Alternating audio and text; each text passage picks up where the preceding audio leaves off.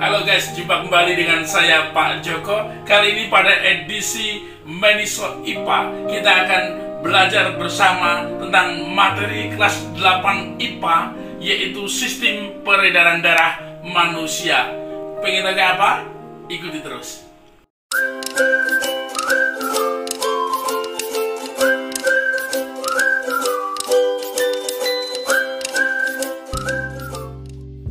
Kita lihat sahabat semuanya, di sini terlihat ada mesin pompa air dan salurannya paralon. Ya, saya Pak Joko mau coba nyalakan. Iya, mesin kita nyalakan dan memompa dan berujung pada saluran. Kita lihat airnya mengocor, air dipompa dengan menggunakan mesin. Oke sahabat semuanya, itulah tadi video pendek tentang sistem pengairan di dalam rumah kita, di mana terlihat ada pompa air, kemudian ada saluran air berupa pipa paralon, dan di dalamnya mengalir air. Itulah sekelumit gambaran juga daripada sistem peredaran darah dalam tubuh kita atau tubuh manusia, meliputi jantung, ibarat pompa air tadi, berperan untuk memompa darah, dan pembuluh darah dalam hal ini seperti ibarat paralon, tempat mengalirnya darah. Kita akan melihat lebih jauh pada video ini tentang sistem peredaran darah kita terkait dengan fungsi darah, lalu komponen daripada darah itu sendiri, kemudian organ penyusun sistem peredaran darah, dan kita juga terakhir akan melihat tentang jenis apa saja, jenis peredaran darah apa saja yang ada dalam tubuh kita.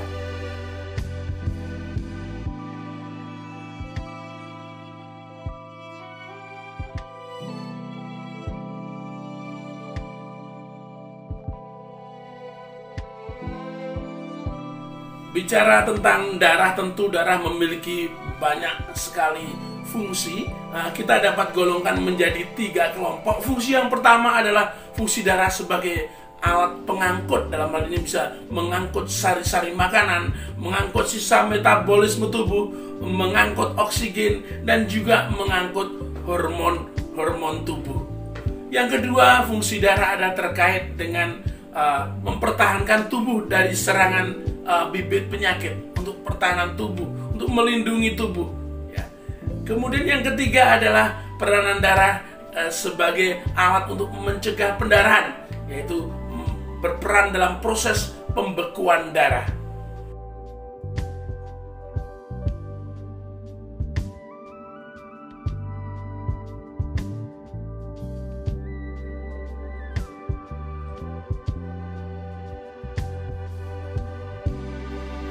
Sahabat semuanya, komponen-komponen apa saja di dalam darah yang berperan dalam tubuh kita?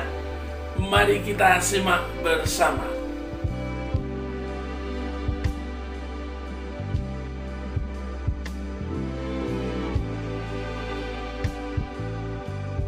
Komponen penyusun darah terbagi menjadi 2 kelompok besar. Yang pertama adalah plasma darah atau cairan darah, kurang lebih 55%, dan sisanya 45% berupa sel-sel darah.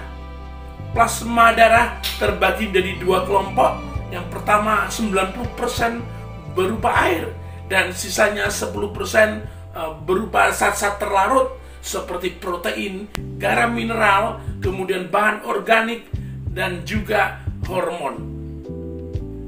Bicara tentang sel-sel darah, sel-sel darah terbagi menjadi 3 kelompok besar. Yang pertama adalah sel darah merah atau biasa disebut dengan eritrosit, memiliki jumlah sekitar normal 4,5 sampai 5,5 juta per milimeter kubik.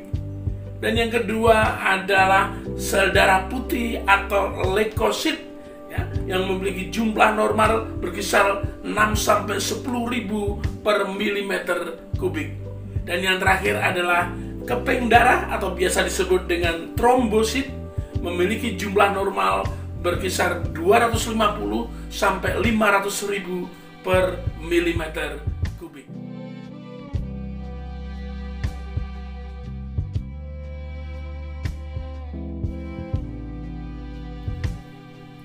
Sahabat semuanya, secara khusus kita mau melihat bagaimana perbedaan antara sel darah merah, sel darah putih, dan juga keping darah berdasarkan tempat produksi, jumlah, ukuran, bentuk, struktur, dan juga fungsinya.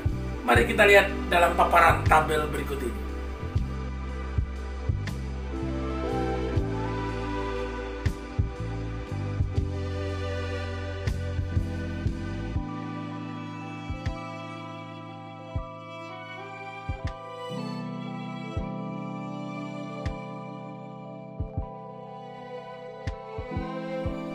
Bicara tentang sel darah putih atau lebih dikenal dengan istilah leukosit, terbagi menjadi dua kelompok besar, yaitu yang pertama ada kelompok granula atau sel darah putih yang memiliki granula seperti bintik-bintik ya di dalamnya.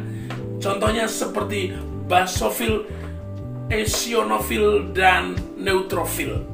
Dan kelompok yang kedua adalah tanpa granula. Ini biasanya berarti polos, memiliki inti tapi tidak ada bintik-bintiknya, yang dikenal dengan istilah agranulosit.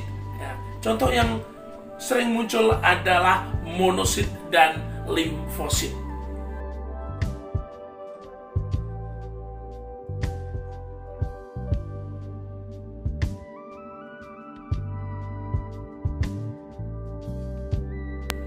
Keping darah atau trombosit tentu memiliki peranan utama ada dalam hal proses pembekuan darah atau mencegah terjadinya pendarahan. Berikut kita akan lihat bagaimana proses pembekuan darah melalui bagan berikut ini.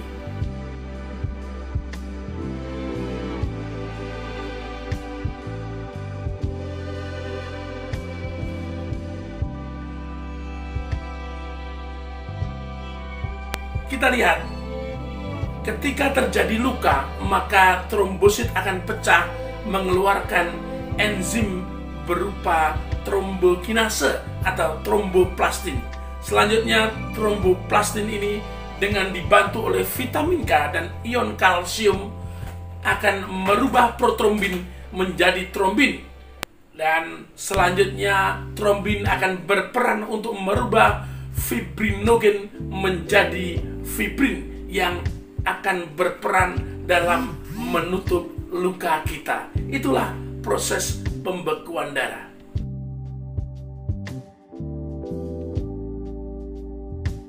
Selanjutnya kita akan bicara tentang organ peredaran darah kita. Seperti di awal kita sudah melihat bagaimana sistem pengairan di dalam rumah tangga kita.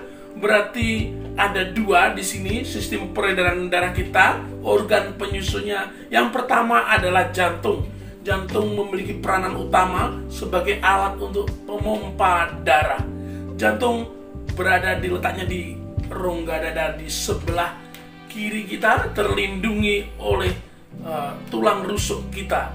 Jantung juga dilindungi oleh selaput pembungkus yang sangat tipis yang dikenal dengan istilah perikardium.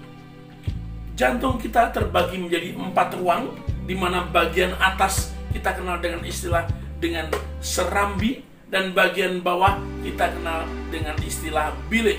Serambi terbagi 2, ada di sebelah kanan dan sebelah kiri.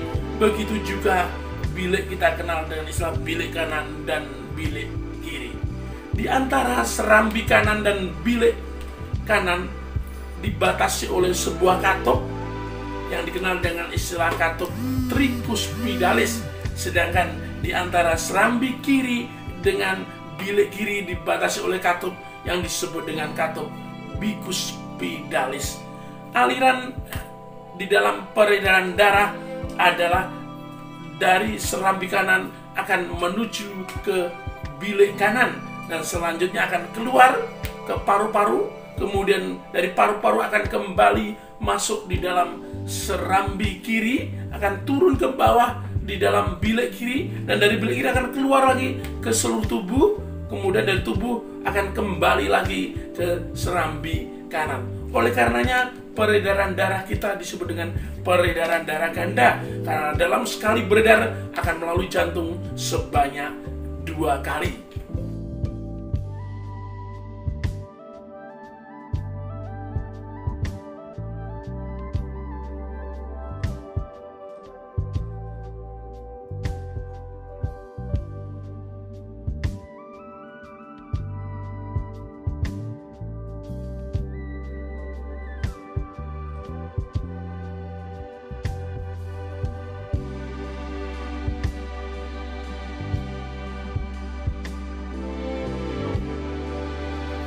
Bagian kedua dari organ peredaran darah kita adalah pembuluh darah.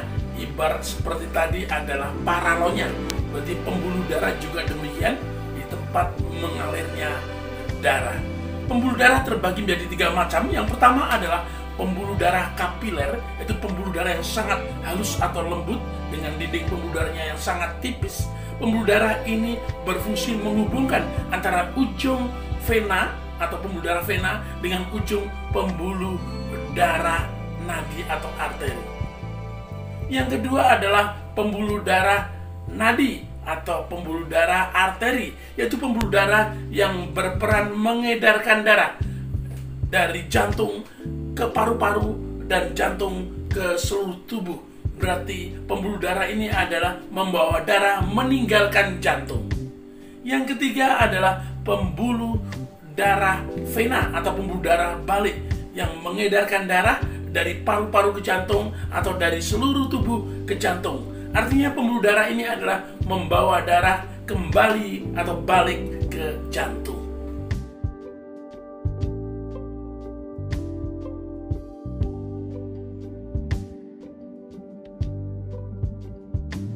Pembuluh darah arteri terbagi menjadi 2. Yang pertama adalah nadi atau arteri yang disebut dengan arteri pulmonalis yang membawa darah atau mengalirkan darah dari jantung, tepatnya dari bilik kiri jantung menuju ke paru-paru. Itulah arteri pulmonalis. Yang kedua adalah pembuluh arteri utama, yaitu pembuluh arteri yang membawa darah dari jantung, tepatnya dari bilik kiri menuju ke seluruh tubuh. Pembuluh arteri utama ini biasa dikenal dengan istilah aorta.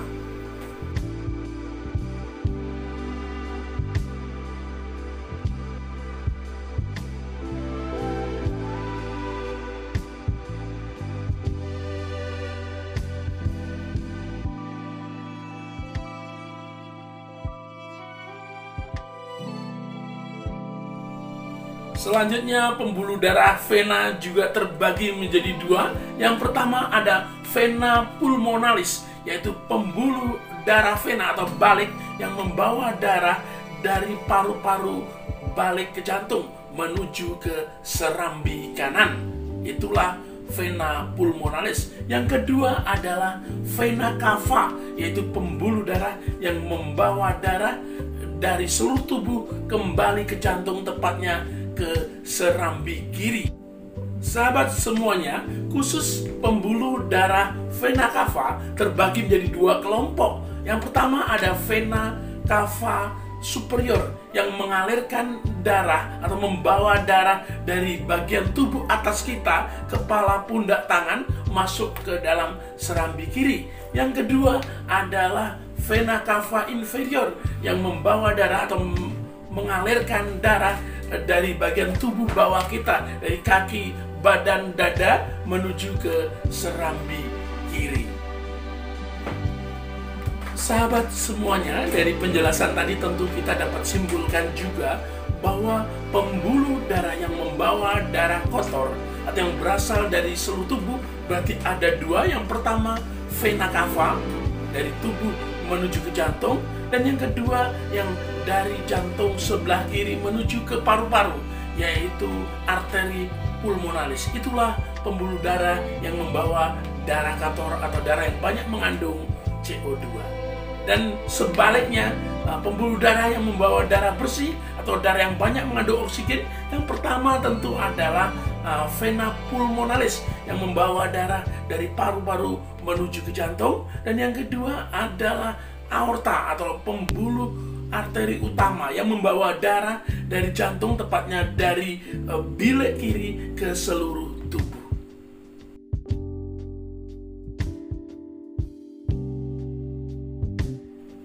Sahabat semuanya, pada bagian terakhir video ini kita akan melihat tentang dua jenis sistem peredaran darah kita. Yang pertama adalah peredaran darah kecil, yaitu darah yang mengalir dari jantung kemudian ke paru-paru dan kembali ke jantung. Yang kedua adalah peredaran darah besar, di mana darah mengalir dari jantung kemudian ke seluruh tubuh dan kembali lagi ke jantung.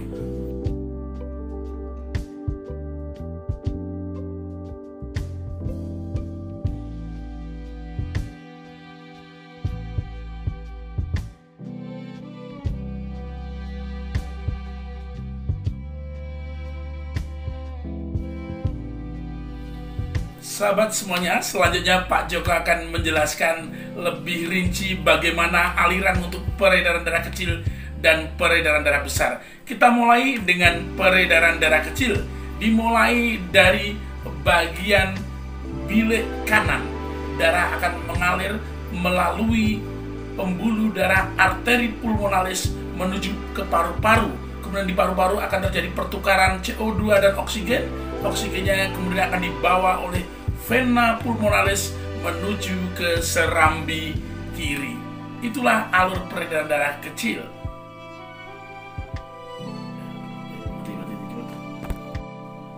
Berikutnya aliran peredaran darah besar, dimulai dari ruang jantung bilik kiri, keluar menuju ke seluruh tubuh melalui pembuluh darah aorta.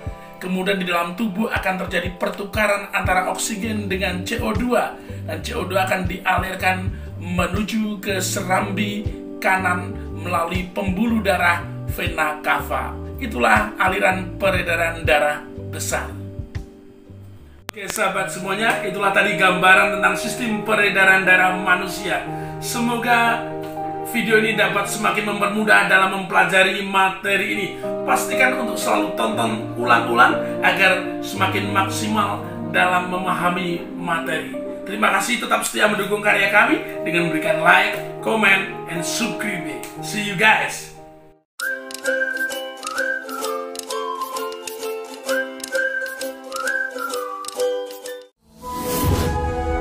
Like and subscribe my Kumita channel.